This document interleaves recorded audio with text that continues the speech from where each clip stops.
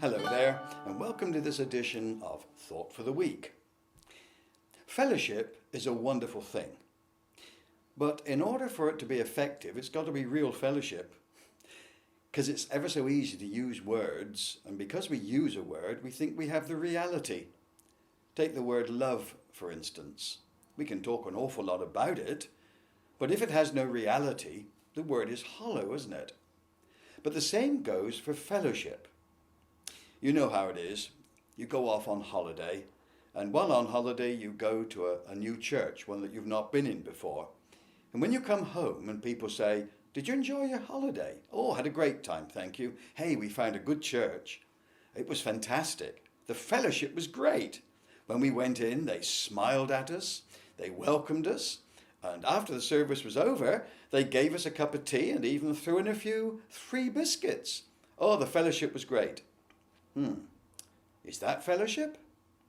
It's certainly nice, but is it biblical fellowship? Then again, some churches have used the word fellowship as a substitute for a meeting of some kind. So we talk about the women's fellowship, or we talk about the young people's fellowship, or even the men's fellowship. What we mean by that is a gathering together. But fellowship in the New Testament is something quite different, much deeper than that. And when the Apostle Paul wrote to the Philippians, he used the word fellowship in a number of interesting situations. Let me simply remind you of one of them.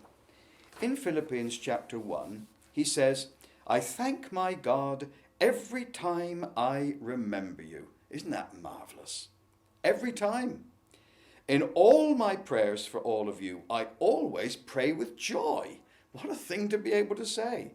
"Because of your fellowship in the gospel," that is the proclamation of the gospel, "your fellowship in evangelism from the first day until now."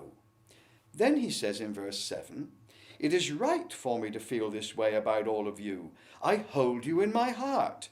For whether I'm in chains or defending and confirming the gospel, all of you are in fellowship with me, sharing in God's grace." Now there are two remarkable things there.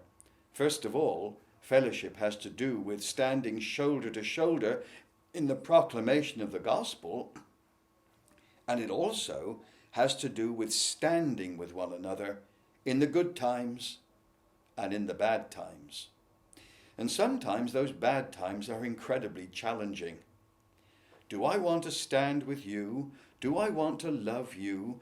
Do I want to be in fellowship with you when things are going badly for you, as well as when they're going well? As far as Paul was concerned, he said, whether I'm in chains or defending and confirming the gospel, all of you share in God's grace with me. They were willing to be in fellowship with him even when he was in prison, as he now was. Now that's a real test, isn't it? Would I be prepared to stand with you if, for the gospel's sake, you found yourself in prison? Would I want to identify with you? That's a searching question. Certainly worth praying about, isn't it? Well, may the Lord bless us as we consider these things and grant us to have true fellowship one with another. Bye-bye for now, and the Lord bless you.